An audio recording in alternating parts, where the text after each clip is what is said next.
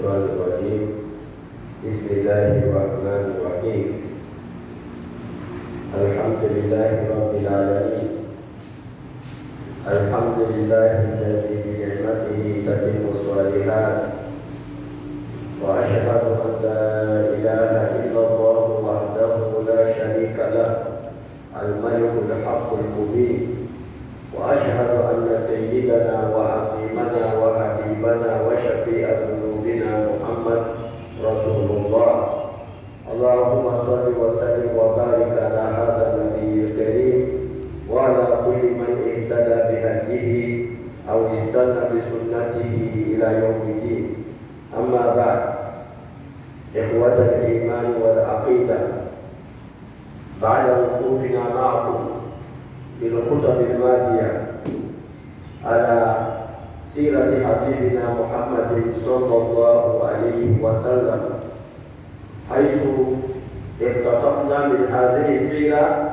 وقفات عديدة أساها أن تكون مدرسة لكل من أراد أن يسلك سبيل حبيبنا ورسولنا وقدوتنا محمد صلى الله عليه وسلم.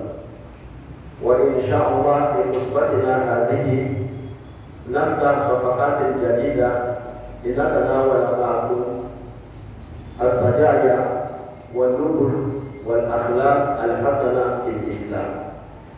كما تعلمون جميعا أن رسول الله صلى الله عليه وسلم بين الغاية العظمى من رسالته فقال عليه الصلاة والسلام إنما بعثت لأتمم مكارم الأخلاق. وربنا سبحانه وتعالى لما أراد أن يمدح نبيه محمدا صلى الله عليه وسلم قال في حقه وإنك لعلى خلق عظيم. فيا ترى ما هي الأخلاق الحسنة وما مكانة هذه الأخلاق في الإسلام وكيف السبيل إلى التحلي بمكارم الأخلاق. Fidèles musulmans, chers sœurs, chers frères en islam, rendons tous grâce à Allah subhanahu wa ta'ala, le Seigneur de l'univers, maître des cieux et de la terre, l'inventeur et l'innovateur, le puissant et le pourvoyeur des êtres vivants.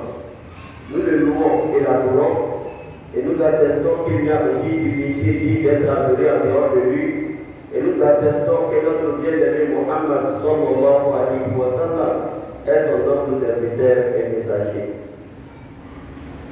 Fidèles musulmans, depuis un certain vendredi, nous avons lancé une série de sermons sur la vie de notre bien-aimé Mohammed sallallahu alayhi wa sallam. Ainsi, nous avons évoqué des pages concernant la vie de notre bien-aimé Mohammed sallallahu alayhi wa sallam.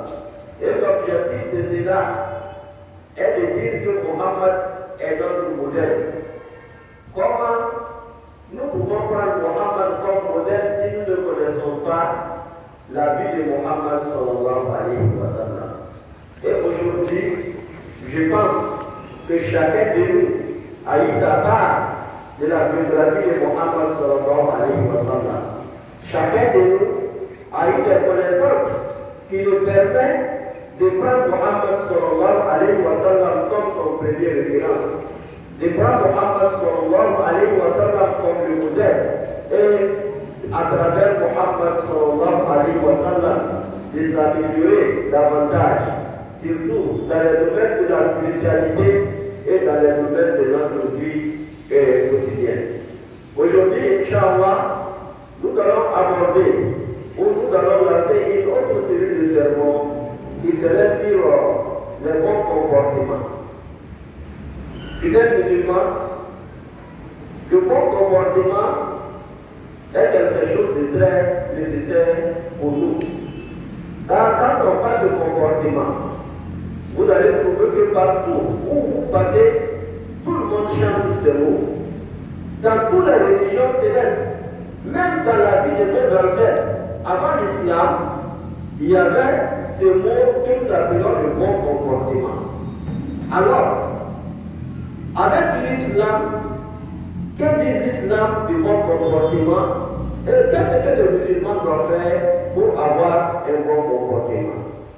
Fidèles musulmans, pour cela, nous allons aborder cette question. D'abord en donnant la définition du comportement, bon comportement en islam. Et la place du bon comportement dans les textes religieux, dans notre religion qui est la religion musulmane. Ainsi, nous allons conclure en disant qu'est-ce que devons-nous faire pour avoir de bons comportements. Pour définir le bon comportement, il y a eu des savants musulmans qui se sont donnés à cette tâche.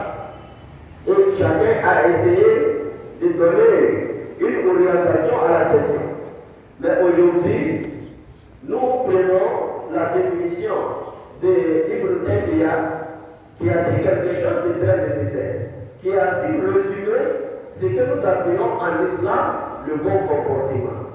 Ibn Taymiyyah nous dit وَجِمَاعُ الْخُلُقُ الْحَسَنِ أَنْ تَصِلَ مَنْ قَطَعَكَ وَتُؤْتِي مَنْ حَرَمَكَ وَتَعْفُوَ عَمَّنْ ظَلَمَكَ. Ibn Taymiyyah nous dit, pour mieux résumer le bon comportement, le bon comportement, c'est de pardonner lorsqu'on est offensé. Quelqu'un nous a offensé, nous savons qu'on est offensé, mais malgré tout ça, endurer cela et pardonner à la personne. C'est un bon comportement. Et nous dit encore, bon comportement, c'est de donner à la personne qui refuse de te voir, qui refuse de te donner. C'est-à-dire celui qui a jugé qu'il ne va plus te donner, venir vers la personne et lui donner, c'est ça le bon comportement en islam. Celui qui a rompu avec toi, venir lier des fraternités, créer des liens d'amitié et de fraternité avec cette personne, c'est ça le bon comportement en islam. En d'autres termes, nous avons Al-Karmani qui nous dit le bon comportement, فضل الندى وكيف الأذى والتخلي عن الرذائل والتحدي بالفضائل. Un autre savant musulman nous dit le bon comportement, c'est de donner du pain que nous avons et empêcher le mal, quel que soit, selon notre possibilité, empêcher le mal aux autres. Alors, At-Tahalli al-Razaï, s'éloigner de tout ce qui est mauvais. Et At-Tahalli bil-Fadwaï, se doter des valeurs et de l'obésité. C'est ça le bon comportement en islam, à travers les données de nos grands savants, Al-Imam al-Jawhari et Imam Ibn Taymiyyah. Tout ceci, fidèles musulmans, pour nous dire le bon comportement en islam, c'est ce que nous appelons la bonne moralité, la noblesse. C'est tout cela réuni que nous appelons bon comportement. Et ce comportement est demandé partout. C'est demandé partout. Mais ici, il est important d'évoquer ce sujet car notre religion qui est l'islam a fait du bon comportement l'objectif majeur, on va dire l'objectif suprême de la pratique religieuse musulmane. On ne peut pas dire qu'on est musulman et dire qu'on n'a pas un bon comportement. C'est deux choses de départ, c'est-à-dire avoir un mauvais comportement et en même temps être bon musulman, ça ne peut pas, on ne peut pas avoir ça dans une personne. Soit on est bon musulman, on a un bon comportement, ou soit on est mauvais musulman et on a des mauvais aussi comportements. C'est ça, fidèle musulman. Pourquoi? Parce que notre bien-aimé Muhammad sallallahu alayhi wa sallam, il nous a dit à travers un hadith que je n'ai été envoyé que de venir accomplir, parfaire les nobles caractères, les nobles comportements. Muhammad nous dit, l'objectif de ma mission, ce n'est pas de venir vous dire de prier, ce n'est pas de venir vous dire de gêner, mais l'objectif principal de ma mission est de venir vous dire ayez de bons comportements. C'est ça le Muhammad sallallahu alayhi wa sallam. Fidèles musulmans, pour nous dire que bon comportement est notre religion. C'est-à-dire, c'est le résumé de l'islam. Si on veut être un musulman, il faut avoir un bon comportement. Alors, quelle est la place du bon comportement en islam? La place du bon comportement en islam commence d'abord parce que nous venons de dire qu'avoir un bon comportement est l'objectif majeur de l'islam. Et tout ce que l'islam nous enseigne va dans ce sens-là, qui veut dire qu'il faut avoir un bon comportement. C'est-à-dire, bon comportement est l'objectif suprême, mais les œuvres de notre bien-aimé Muhammad sallallahu alayhi wa sallam, où nous allons dire des recommandations divines, sont des moyens pour nous parfaire notre comportement. C'est pour cela Allah subhanahu wa ta'ala nous demande de prier. Mais dans un verset du Coran, il nous dit Inna salata tanha anil fahsha'i wal munkar. Il nous demande de prier. Pourquoi prier? Allah nous dit pourquoi prier? Il faut prier parce que la prière empêche les turpitudes et les blâmas. Inna salata tanha anil fahsha'i wal munkar. Lorsqu'on prie, la prière va nous protéger. Ça va purifier d'abord notre âme. Lorsque l'âme est purifiée, alors l'homme naturellement il va abandonner tout ce qui est mauvais. Et il va commencer à s'intéresser à tout ce qui est bien en islam. C'est pour cela Allah subhanahu wa ta'ala nous demande de prier. Fidèles musulmans, lorsqu'on prie, la prière doit nous amener à avoir un bon comportement. C'est ce que le Coran nous enseigne. Et si on prie une année, 2 ans, 10 ans, 20 ans, nos comportements n'ont pas changé. Ceci veut dire qu'il faut se poser la question. Si les prières que nous faisons sont exaucées auprès d'Allah subhanahu wa ta'ala. Car souvent nous prions, mais nous devons savoir qu'une fois qu'on vient prier dans la mosquée, l'objectif est qu'après la prière, les anges viennent prendre la prière pour monter avec. Mais lorsque nous venons déposer la prière dans la mosquée et que les anges ne viennent pas chercher, la mosquée va se transformer en un dépotoir de prière. À un moment donné, on va demander de désinfecter la mosquée des anciennes prières qui ont été abandonnées, qui n'ont pas été exaucées auprès d'Allah subhanahu wa ta'ala. Pour ne pas qu'on arrive là, le fidèle musulman doit se poser toujours la question, est-ce que au niveau de la spiritualité, au niveau du moral, ce que moi je fais, les actes que je pose en islam, est-ce que je sens une amélioration? Lorsque vous sentez qu'il y a de l'amélioration, alhamdulillah, il a bien ami. Ceci veut dire que vos dévotions, vos adorations sont sur une bonne voie.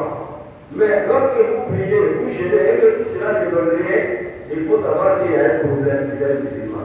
Tout ceci pour nous dire, quand Allah nous demande de prier, quand il nous demande de jeûner, quand il nous demande de donner la zakat, et qu'il nous demande d'effectuer les actes, l'objectif de tout ça là, c'est 2 choses.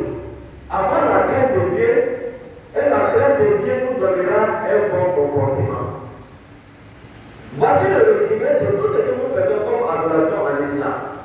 Et c'est pour cela, Allah subhanahu wa ta'ala, lorsqu'il a choisi Muhammad comme prophète,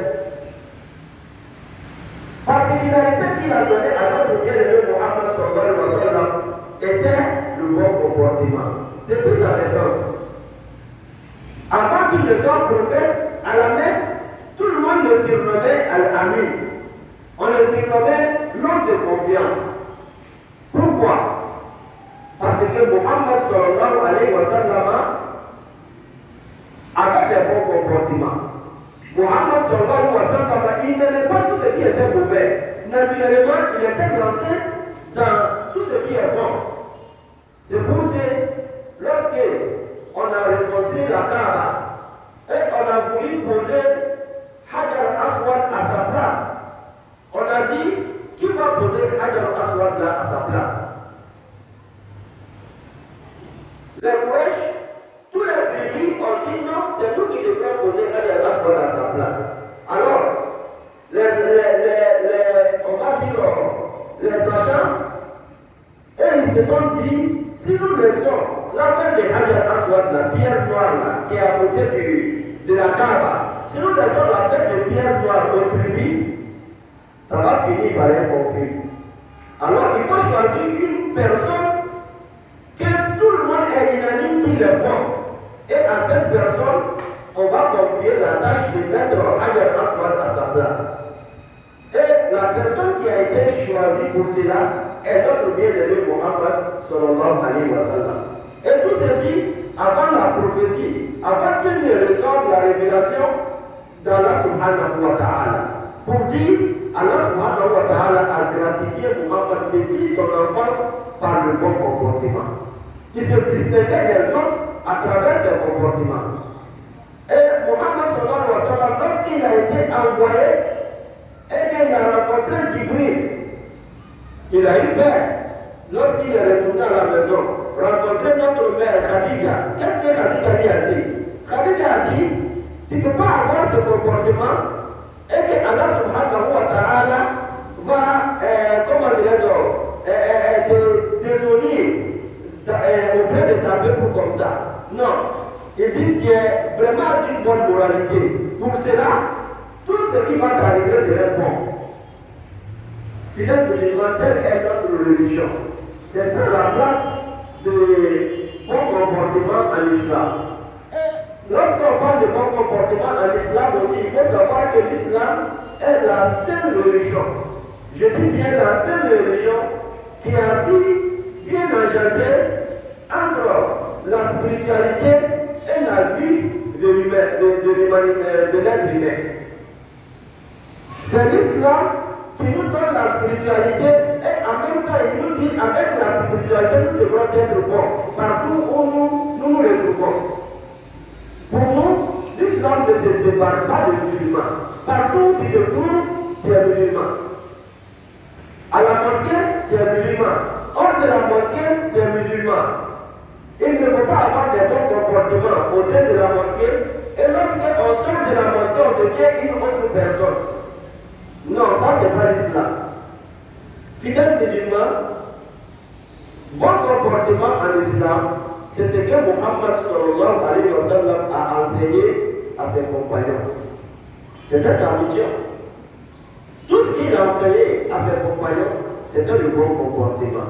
C'est dans ce cadre-là que souvent, certains compagnons venaient le voir avec un état vraiment, un état de nervosité qui est vraiment très présent.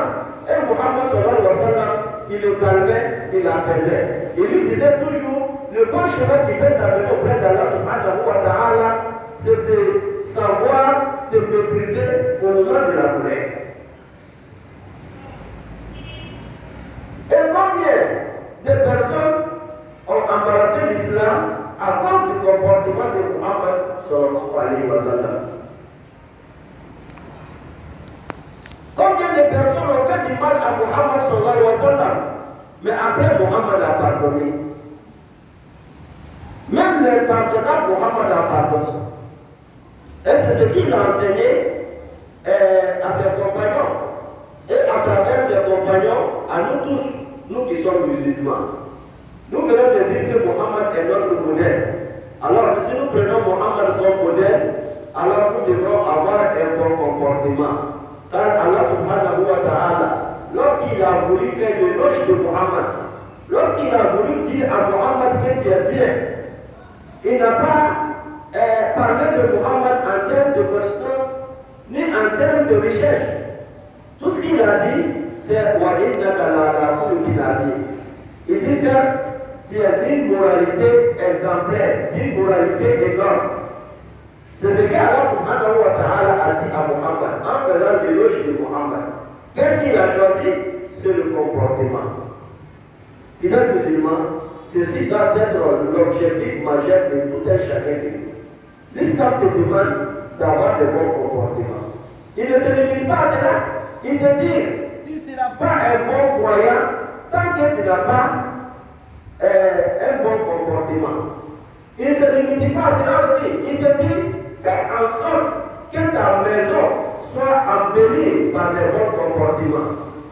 C'est une obligation pour toi de bien éduquer tes enfants à ce que tous les membres de la famille aient un bon comportement. C'est ça notre religion. On ne prend pas d'un côté puis abandonner l'autre côté. C'est notre vie, depuis le début jusqu'à la fin. C'est ça l'islam, c'est notre vie. Chacun de nous doit se donner pour avoir un bon comportement.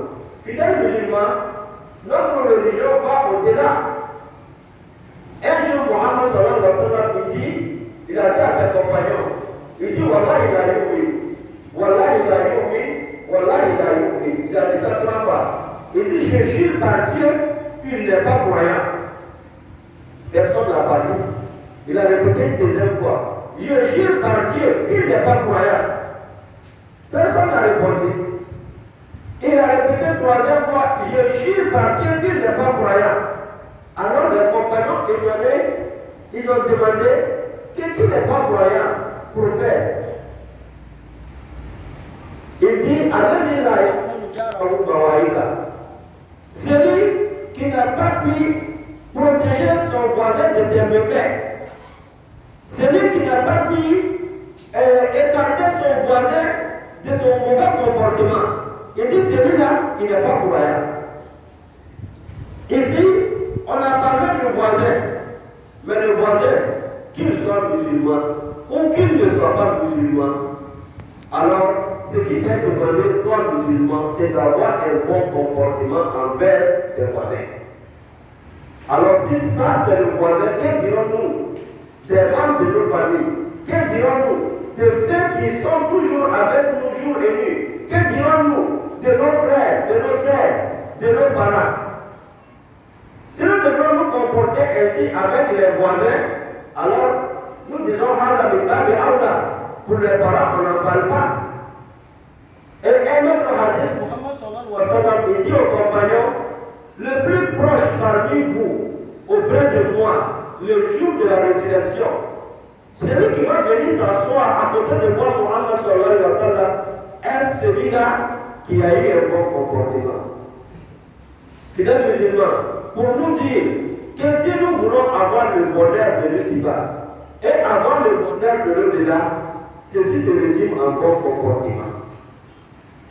Alors, c'est ce que le sage arabe a dit. Il a dit il dit soit l'enfant de celui que tu veux. Mais l'important, il faut avoir un bon comportement. Ceci veut dire quoi? Ceci veut dire que si toi tu as un bon comportement, alhamdulillah, rabbil alamin. Mais lorsque tu n'as pas un bon comportement, tu deviens vraiment le source de malheur de tes parents. Parce qu'à chaque fois qu'on te voit, on va insulter tes parents. Parce que lorsqu'on insulte quelqu'un qui n'est pas élevé, ce n'est pas lui seulement qu'on a insulté. Ceux qui l'ont élevé là, ça est, on s'adresse pour dire vous avez échoué dans votre mission. Alors pour ne pas que tes parents soient insultés, il faut avoir un bon comportement. Fidèles musulmans, c'est ça notre religion. Mais comment faire pour avoir le bon comportement? C'est ce que nous allons, Inch'Allah, à travers les sermons à venir, aborder. Les différents sujets qui vont nous amener à avoir un bon comportement. C'est ce que nous allons animer, Inch'Allah. Mais aujourd'hui, nous disons, avoir un bon comportement, premier pas d'abord, il faut avoir la crainte d'Allah subhanahu wa ta'ala. Car chez nous, en islam, avoir un bon comportement est une chose, mais à être croyant aussi est une autre chose. C'est les deux qui vont ensemble. On peut ne pas être musulman, mais avoir un bon comportement. Mais être musulman, ne pas avoir un bon comportement, c'est là la question.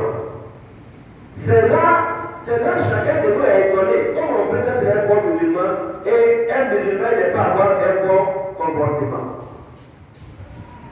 Muhammad Abdou, l'Égyptien, il a effectué un voyage à Paris. À son retour en Égypte, au Caire, ses étudiants l'ont demandé qu'est-ce que tu as trouvé là-bas.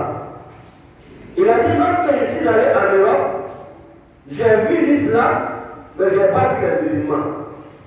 Mais lorsque je suis retourné chez nous ici, j'ai vu les musulmans, mais je n'ai pas vu l'islam. Il dit lorsque je suis arrivé en Europe, j'ai vu des gens qui ne sont pas musulmans, mais ils ont le comportement d'un musulman. Ils ont des bons comportements. Ils sont justes, ils sont transparents, ils sont véridiques, ils sont sages dans leur démarche. Mais lorsque je suis venu chez nous, j'ai vu le contraire. Ceux qui disent qu'ils sont musulmans, mais ils mentent. Ceux qui disent qu'ils sont musulmans, mais ils trichent. Ceux qui disent qu'ils sont musulmans, mais ils sont injustes. C'est cela que j'ai retrouvé chez nous. Pour nous dire, c'est plus de cela que nous ayons l'islam de façade et pas l'islam de profondeur. Ceci veut dire que nous avons échoué. Pour ne pas arriver là, fidèles musulmans, chacun de nous doit se donner toutes sortes de moyens pour avoir un bon comportement. Et ceci commence d'abord par l'adoration d'Allah subhanahu wa ta'ala, comme nous avons dit. Il faut prier, il faut beaucoup prier, il faut faire les prières nocturnes. Tout ceci va participer à ton amélioration. Souvent, certains parmi nous ont des comportements bizarres qu'eux-mêmes ne comprennent pas. Souvent, même leurs parents sont étonnés pourquoi mon enfant a tel comportement. Si tel est le cas, il faut s'orienter à Allah subhanahu wa ta'ala. Demander à Allah de t'aider à ce que tu puisses dépasser ces mauvais comportements. Car Muhammad sallallahu alayhi wa sallam, on dit qu'il était d'une moralité exemplaire. Mais Muhammad, toujours il priait Allah subhanahu wa ta'ala, il demandait à Dieu de le guider sur le chemin de bon comportement. Il disait Wahdini li ahsaniha fa innahu la yahdini li ahsaniha illa ant. Guide-moi sur le chemin de bon comportement. Car personne ne peut te guider sur le bon comportement si ce n'est que toi, Allah subhanahu wa ta'ala. Alors, fidèles musulmans, pour avoir le bon comportement, il faut s'éloigner des mauvaises fréquentations. Il ne faut pas avoir des amis qui sont mauvais, eux qui ne te donneront que des mauvais conseils. Et dernièrement, il faut toujours prier à Allah subhanahu wa ta'ala à ce qu'il puisse t'accorder le bon comportement et à ce qu'il puisse te parfaire le chemin de l'islam. أقول قولي هذا وأستغفر الله العظيم الجليل لي ولكم ولسائر المسلمين من كل ذنب